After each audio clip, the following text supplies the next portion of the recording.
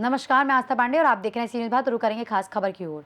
धुले में मुख्यमंत्री देवेंद्र फडणवीस ने कहा कि महाराष्ट्र इंडस्ट्रियल डेवलपमेंट कॉर्पोरेशन के माध्यम से शीरपुर तालुका में इंडस्ट्रियल एस्टेट विकसित करने की पहल की जाएगी। साथ ही अरुणावती नदी पर डैम निर्माण को भी मंजूरी देने की बात कही गई। उन्होंने ये भी बताया कि पिछले 1.5 वर्ष में धुले जिले को लगभग 40,000 करोड़ रुपए का निवेश प्राप्त हुआ है और भविष्य में धुले व नंदुरबार राज्य के प्रमुख औद्योगिक केंद्र भी बनेंगे। वहीं मुख्यमंत्री ने स्वर्गीय तपन भाई पटेल मेमोरियल हॉस्पिटल का उद्घाटन किया और इसके बाद RC Patel pharmaceutical sciences college परिसर में श्री वेले पार्ले केलवाड़ी मंडल द्वारा संचालित विभिन्न शैक्षणिक संस्थानों एवं औद्योगिक परियोजनाओं का लोकार्पण कर शिलान्यास भी किया। इस अवसर पर राज्य के विभिन्न मंत्री, विधायक, जनप्रतिनिधि, कलेक्टर भाग्यश्री विस्पुते सहित कई अधिकारी उपस्थित रहे। कार्यक्रम के दौरान मुख्यमंत्री ने जिला कलेक्टर कार्यालय द्वारा विकसित AI आधारित ई सुविधा पोर्टल का उद्घाटन भी किया। साथ ही कई शैक्षणिक संस्थानों, मेडिकल कॉलेज, भवन, मंदिरों जैसी परियोजनाओं का रिमोट माध्यम से शुभारंभ एवं शिलान्यास भी किया।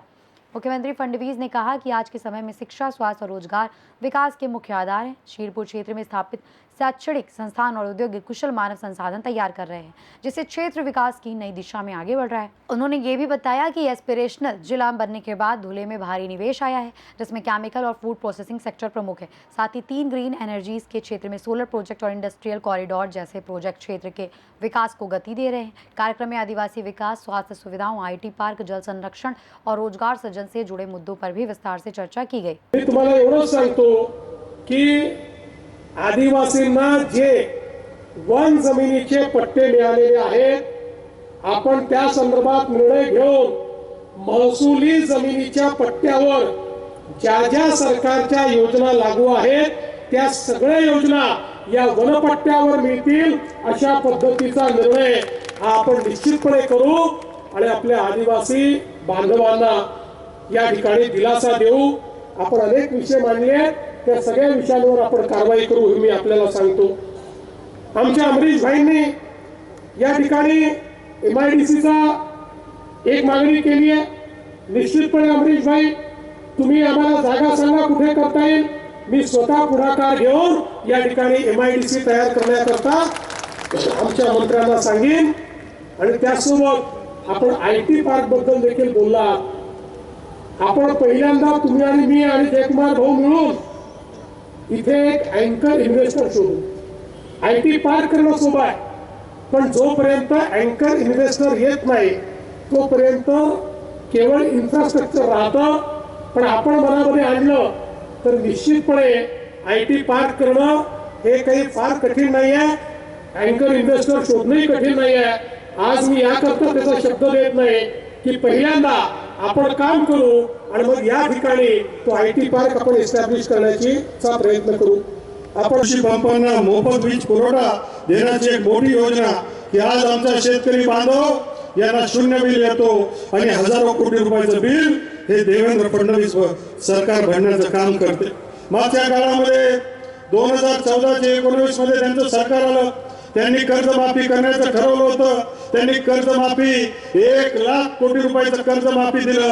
पुन्हा देवेंद्र फडणवीस सरकार आलंय आणि पुन्हा शेतकरी बांधवांना कर्जमाफी करण्याचं काम हे देवेंद्र फडणवीस साहेबांनी केलं आणि मग अनेक लोकांसाठी, शेतकरी लोकांसाठी ते काम करत असतात। असे मला नम्रपणे सांगायचंय।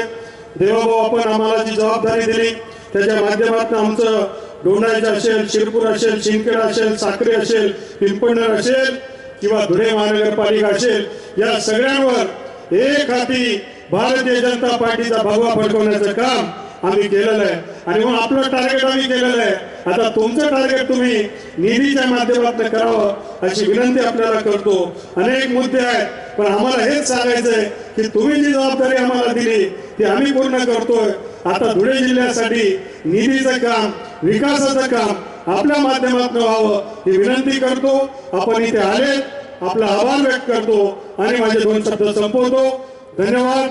जय हिंद, जय महाराष्ट्र, जय खानदेश।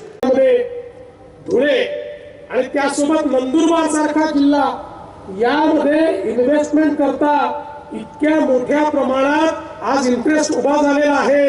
आपण आश्चर्य मानू नका जर आपल्याला पुढच्या काळामध्ये 15-20 हजार कोटी रुपयाची इन्व्हेस्टमेंट ही नंदुरबार सारख्या जिल्ह्यामध्ये होताना याच 2 वर्षामध्ये दिसली तर आश्चर्य वाटण्याचं कारण नाही. इतक्या मोठ्या प्रमाणात इंटरेस्ट या ठिकाणी येतोय.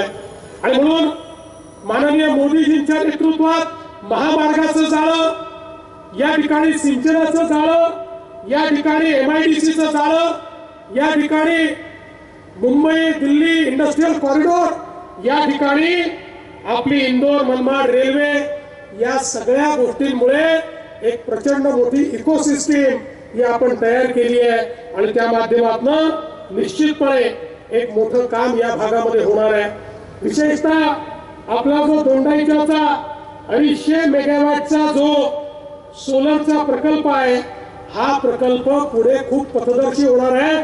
कारण आज जे आंतरराष्ट्रीय इन्व्हेस्टर्स येतात ते आम्हाला विचारतात, तुमच्याकडे ग्रीन पॉवर आहे का? जिथे ग्रीन पॉवर आहे तिथे ते जायला तयार आहेत. त्यामुळे मोठ्या प्रमाणात धुळे जिल्ह्यामध्ये ग्रीन पॉवर देखील आपण तयार करतो आहोत. आणि त्यातनं आपल्याला मला सांगताना आनंद वाटतो की अनेक या ठिकाणी गोष्टी आपण करणार आहोत. आज खरं म्हणजे आमदार साहेबांनी काय नागरिकांच्या सोयीसाठी असं होणार आहे की जर कुठल्याही नागरिकाने कंप्लेंट केली, ग्राव्हन्सेस असतील त्यांचे, काही तक्रार असेल, ती कोणालाही सांगितली, म्हणजे फ्रॉम तलाठी टू ग्रामसेवक, ती कंप्लेंट ते टास्क म्हणून आमच्यापर्यंत इमिडिएटली टास्क म्हणून आमच्यापर्यंत पोहोचवतील.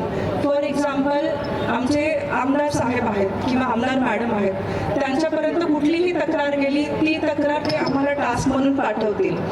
ती कंप्लेंट त्यांच्याकडे गेल्यावर टेबलवर फिरत नाही राहणार, ऑटोमॅटिकली सगळ्यांच्या मोबाईलवर मेसेज जातील की दिस इज युअर टास्क, तुमच्याकडे ही कंप्लेंट आली आहे. याचं रिझोल्युशन सर AI मॉडेलिंगवर आहे.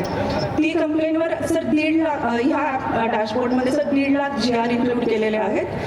एक for example class 2 to class 1 आपल्याला ट्रान्सफर करायचं आहे, त्याच्या रिलेटेड जितके GR असतील दॅट विल ऑटोमॅटिकली पॉपअप. आणि सर याचबरोबर आम्ही सगळे लोकप्रतिनिधींचे फोन नंबर सुद्धा ॲड केले आहेत. कुठलाही रेफरन्स असेल, for example revenue minister sir एक अदालत घेत असतात किंवा लोकसुनवाई घेत असतात, त्यांच्याकडे 300 लेटर त्या दिवशी जर आले आणि 300 लेटर जिल्हाधिकारी धुळ्यासाठी आहे, everything will come on record. आणि सर जोपर्यंत रिझोल्युशन होत नाही, आदरणीय रेव्हेन्यू मिनिस्टर सरांना सुद्धा मेसेज जात राहतील की तुमची जी कंप्लेंट रेफरन्सने आली आहे ती आज कुठल्या टेबलवर आहे आणि व्हॉट इज द स्टेटस. म्हणजे सर प्रत्येक वेळेस अधिकारी जो भटकून जातो, कागद इकडे तिकडे होतो, everything will be seamless. Dhule से सी न्यूज संवाददाता अनिल सिसोदे की रिपोर्ट। फडणवीस ने कहा कि धुले का समग्र विकास सरकार की प्राथमिकता है और आने वाले वर्षों में ये क्षेत्र औद्योगिक और आर्थिक रूप से और भी मजबूत होगा। फिलहाल इस खास खबर में बस इतना ही। बाकी देश और दुनिया की तमाम बड़ी खबरों के लिए बने रहिए सी न्यूज़ भारत के साथ।